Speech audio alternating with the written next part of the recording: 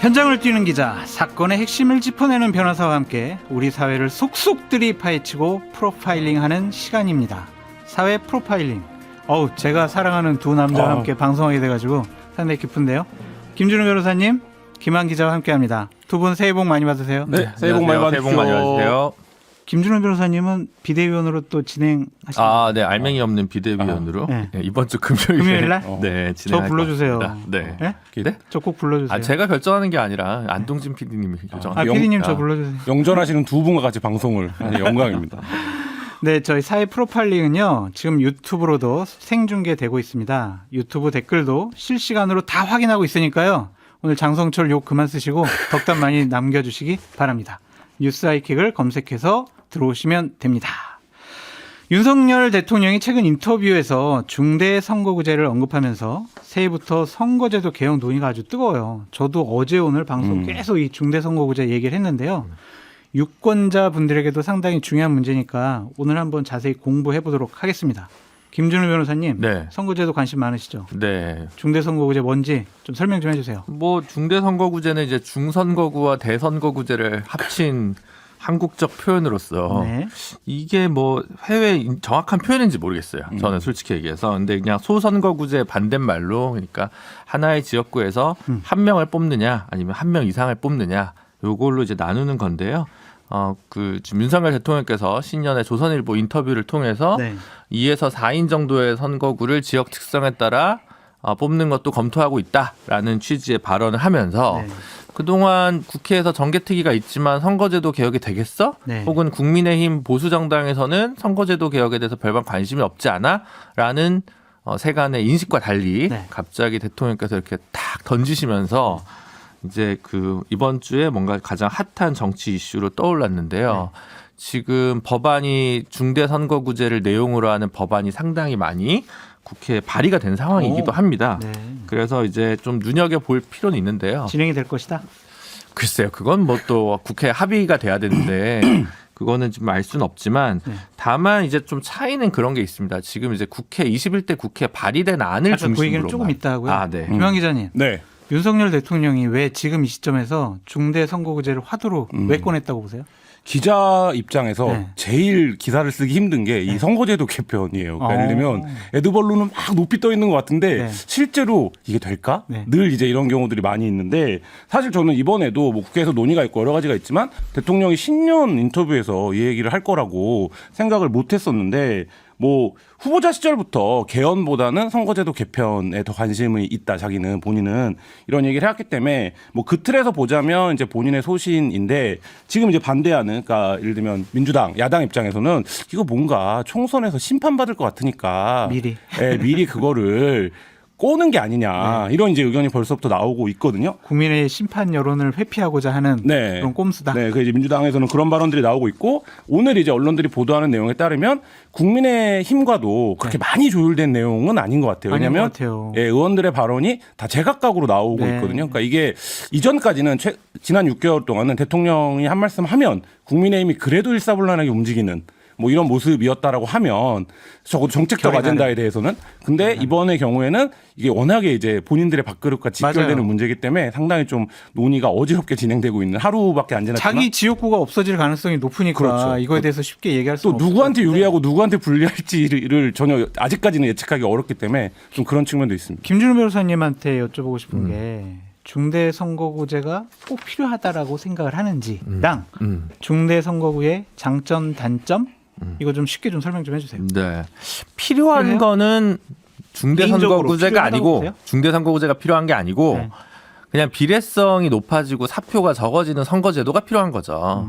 그러니까 지금보다 좀 더 나은 선거제도가 될 수 있냐 없냐, 사표 심리가 더 줄어들고 국민의 생각과 정당 지지율과 국회에서의 의석수가 비례하는, 비례성이 높은 갤러거 인덱스라고 해서 갤러거 지수라고도 하는데, 그런 이제 그 비례성이 높은 선거제도, 결국은 이민 가고 싶은 나라 보면 되게 비례성이 높은 선거제도를 갖춘 나라, 혹은 노동조합 조직률이 높은 나라, 그 두 개 딱 교집합이 서거든요. 그래서 그런 건데, 이게 문제는 뭐냐면 중대선거구라는 말에 아까 이제 제가 구분해서 얘기한다고 말씀을 드렸는데, 2인 3인 선거구제 할 거면 안 하는 게 낫다. 그러면 광역으로 4인 네 개? 이상으로 네 명? 예, 넘어가는 정도가 돼야 이게 비례성이라는 게 조금 확보될 수 있는 최저선인데 저는 그렇게 생각하는데 사실은 이제 뭐 스웨덴, 뭐 덴마크, 뭐 노르웨이 이런 데 보면 다 내각제 국가 아니에요?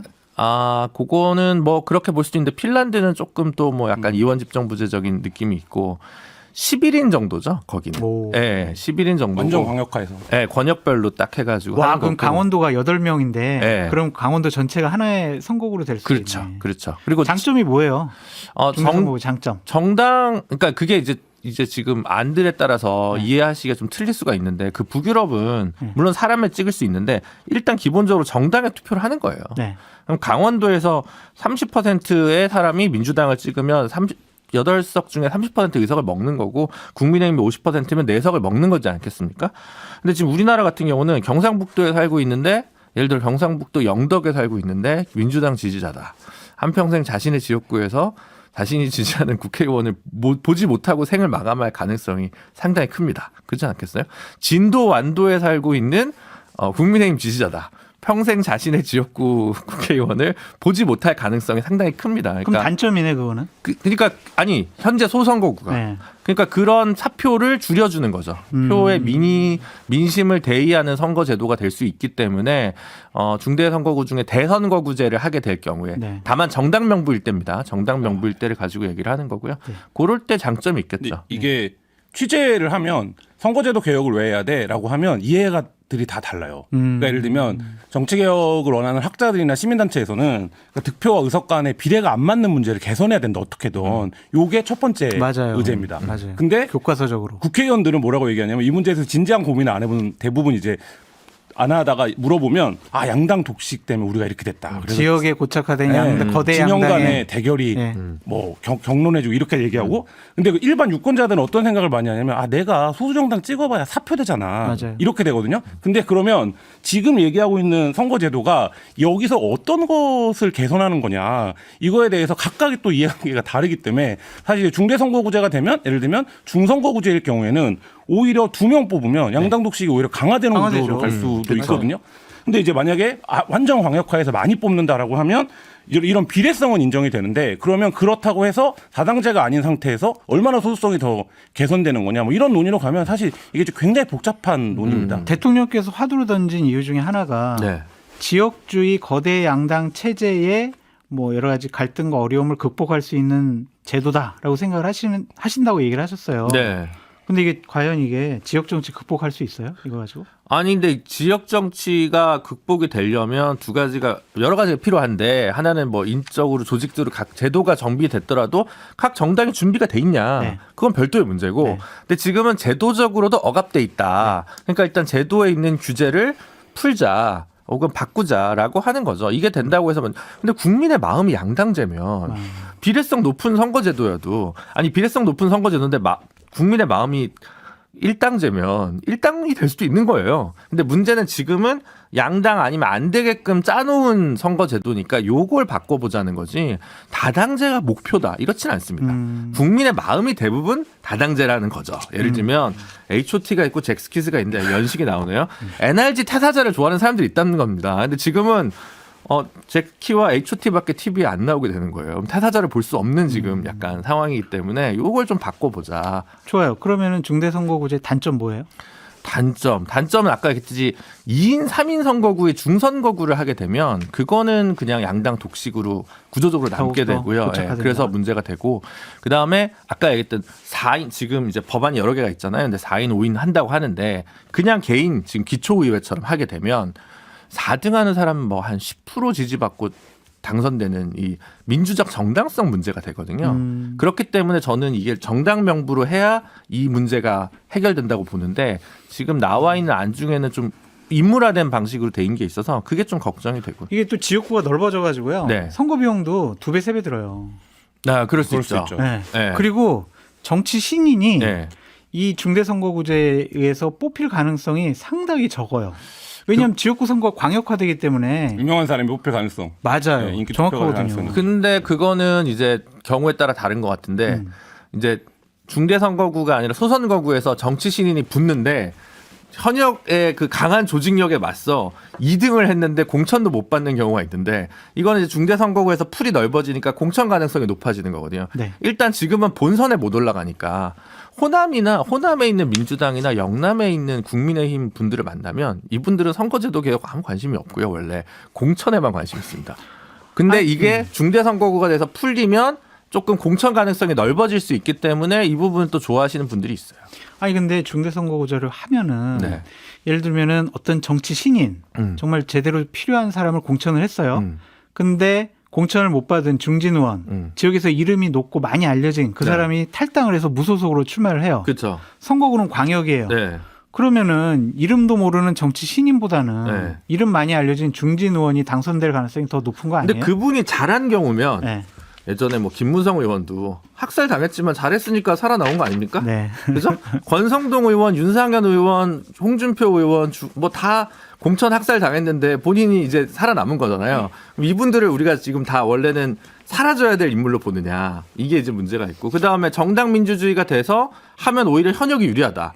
그러니까 정치 신인을 넘으려면 어떻게 해야 된다? 제왕적 공천을 해야 된다. 네. 이런 결론이 되는데 네. 그것도 안 맞거든요. 그건 다 일단 있는 거예요. 근데 저는 이제 기자 희망이잖아요. 입장에서 현실적인 얘기를 하면 이거 이제 만약에 제대로 굴러가려면 국민의 입장에서는 부산 지역에서 우리가 좀 손해를 볼 수 있다라는 그렇죠. 생각을 해야 되고 네. 민주당 입장에서는 수도권, 그러니까 서울 수도권에서 우리가 많이 손해를 볼 수 있다라는 생각을 해야 되거든요.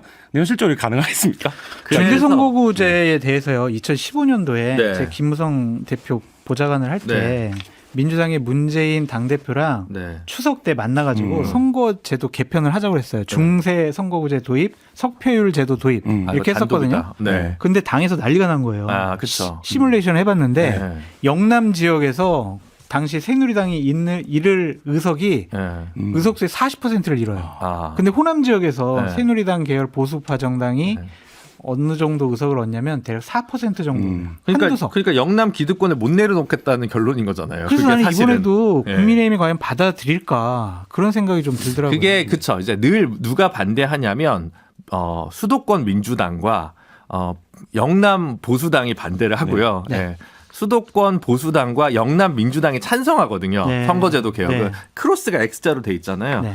그래서 지금 현역 의원들 특히 국민의힘 같은 경우는 서울 같은 경우는 강남 3구랑 용산만 당선이 돼 있지 않습니까? 네. 아무도 관심이 없어요. 음. 옛날 같으면 좀 경합 지역인데 강서 양천에 뭐 김용태 의원, 김성태 의원, 뭐 관악의 김성식 의원, 은평의 이재호 의원 이런 분들은 야 중대 선거구를 해야 우리 같은 사람들이 살아남고 수도권 보수가 경쟁력이 남는다 이렇게 했는데 그분들이 지금 다 원외이기 때문에 국민의힘에서 이 목소리가 높지 않죠. 근데 정당 자체 체질 개선을 위해서는 그러니까 선당 후사하는 사람들이 있다면 이건 필요한 거고 근데 이제 현역의 자신들의 재선만 바라는 사람들은 별로 또 원하지 않을 거고 그러겠네요. 이 묘한 부분이 좀 아니, 그러니까 정치 개혁을 제대로 좀 하려면은 네. 이렇게 중대 선거구제뿐만이 아니라 비례대표 이 문제도 좀 손을 봐야 된다는 의견이 있는데 네. 7742님께서 비례대표 문제도 큰 쟁점이라고 봅니다. 일반 국민들은 비례대표에 대한 비호감이 큽니다.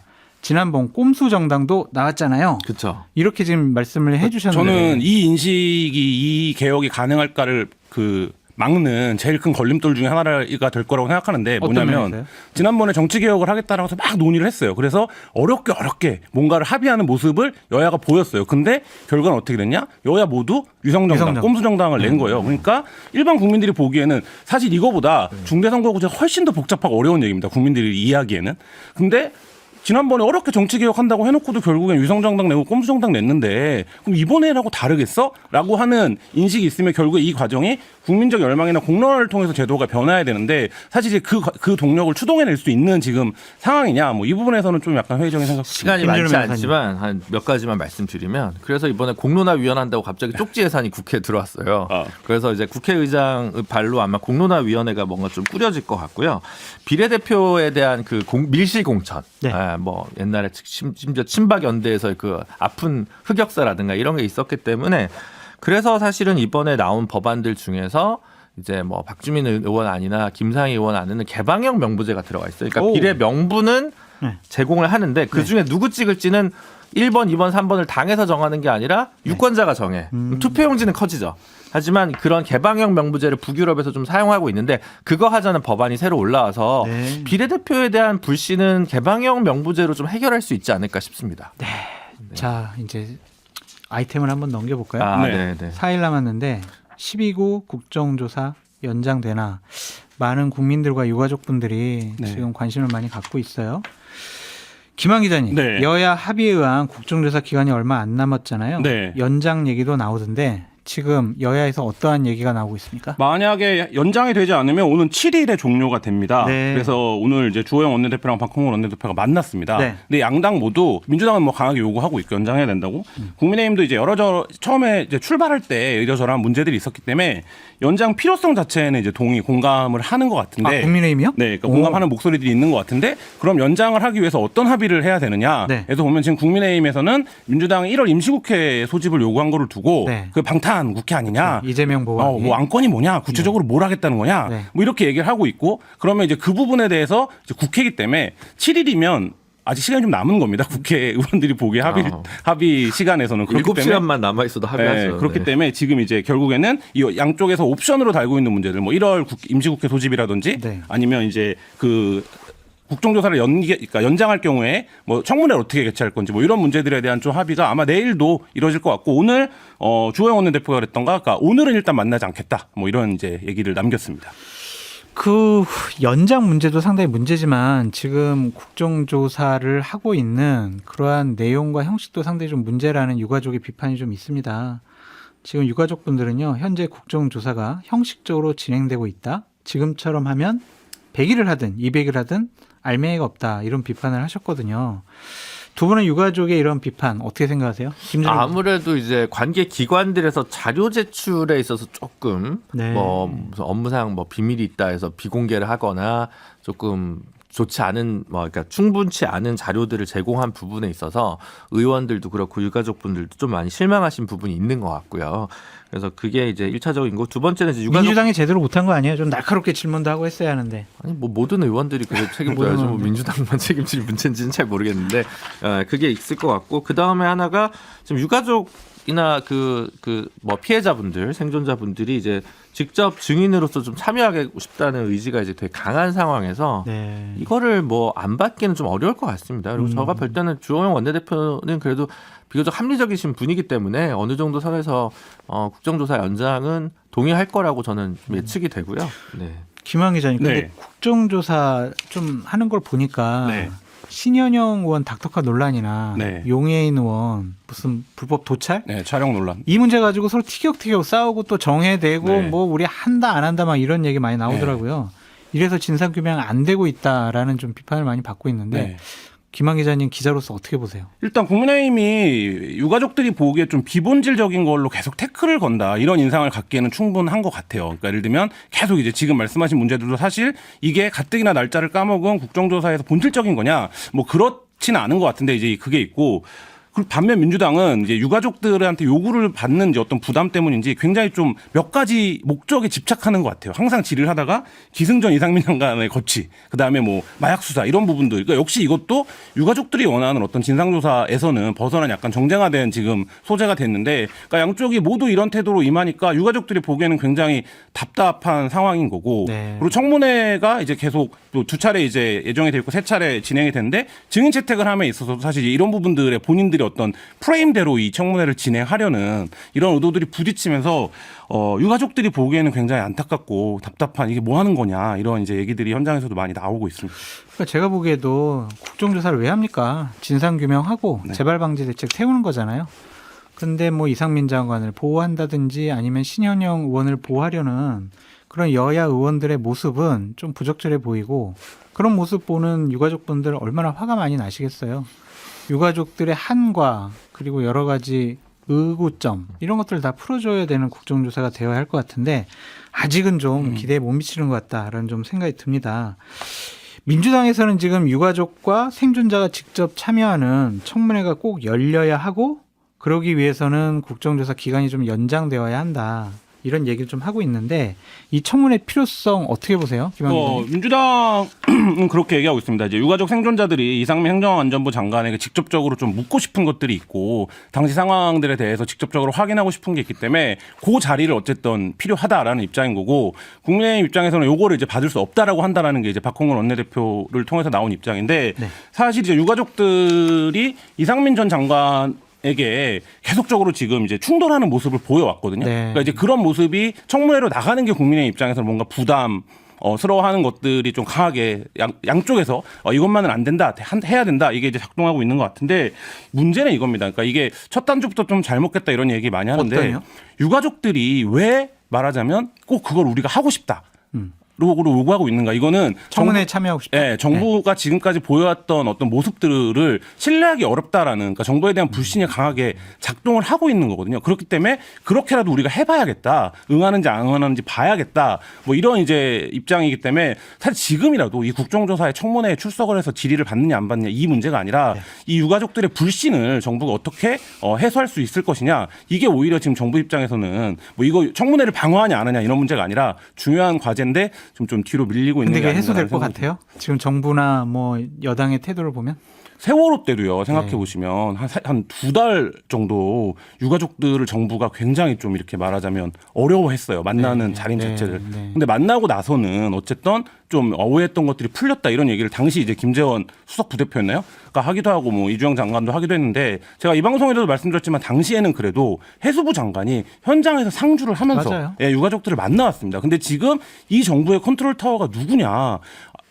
그 이상민 장관이 유가족 대표랑 연락을 했네요 안 했네요 갖고 다투는 모습 자체가 나오는 게 지금 컨트롤 타워가 있는 것인가, 네. 이런 부분에서는 좀 유가족들이 강하게 좀 불만을 제기하는 측면을 정부가 들어줘야 된다 이런 생각 듭니다. 김준우 변호사님은 유가족 생존자가 참여하는 청문회 필요하다고 보세요? 네, 아무래도 지금 너무 그동안의 태도나 뭐 커뮤니케이션 과정이 불충분했기 때문에 직접 만나 보셨죠? 네, 전 몇 분 정도 뵙긴 했는데 뭐 아주 오랜 시간을 같이 있진 않았고 뭐 분향소를 뭐 한두 시간씩 지키면서 뭐 이렇게 같이 얘기도 하고 뭐 이랬었는데요.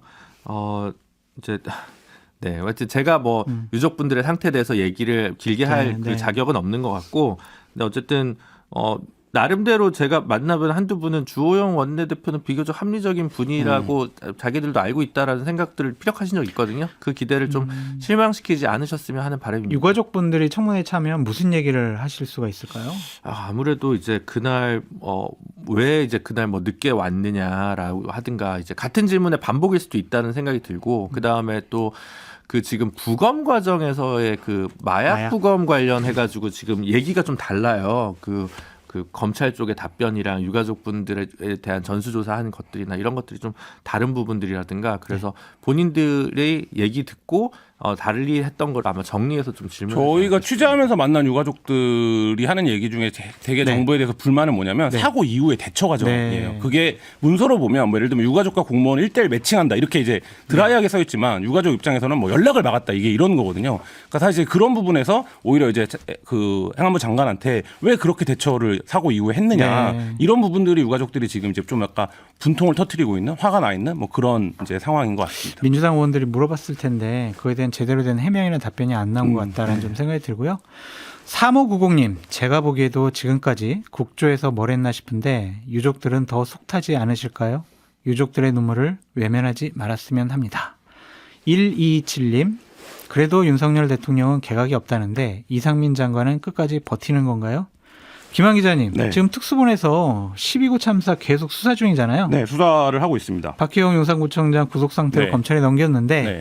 이상민 행안부 장관 수사하는 겁니까 안 하는 겁니까? 그 부분에서 뭐 초기부터 그 얘기가 나왔지만 이제 대통령은 명명백백하게 수사를 해서 누가 책임 있는지를 가려내고 그 다음에 책임을 묻겠다 이렇게 얘기를 했는데, 이제 외부에서 보기에는 이거 수사가 밑에 되고 있어요? 하고 있는 거냐 뭐 이런 생각이 지금 드는데 지금 뭐 일각에서는 더 이상 용산구청장 이외에 윗선의 입건자는 없는 게 아니냐, 없을 거다 이런 전망도 그러니까 예를 들면 나오고 서울청장이라든지 있습니다. 경찰청장이라든지 이상민 행안부 장관이라든지 이쪽 윗선에 대한 수사나 어떠한 사법적인 처리는 불가능하다. 그러니까 특수본 관계자가 오늘 뭐라고 얘기했냐면 네. 사고 원인에 대한 수사를 마무리했고 추가 이권자는 거의 없다고 보면 된다. 그리고 설 이전에 수사를 마무리하겠다라는 얘기이기 때문에 뭐 윗선에 대한 수사는 더 이상 이제 서울경찰청장이나 뭐 인사교육과장 그날 그 담당했던 사람들은 신병 처리를 아직 고민 중이다라고는 하더라고요. 오늘 여기까지 하시죠. 네. 두 분 수고 많으셨고요. 다음에 또 뵐게요. 네. 김한 기자님, 김준호 변호사님 감사했습니다. 네, 감사합니다. 고맙습니다. 네.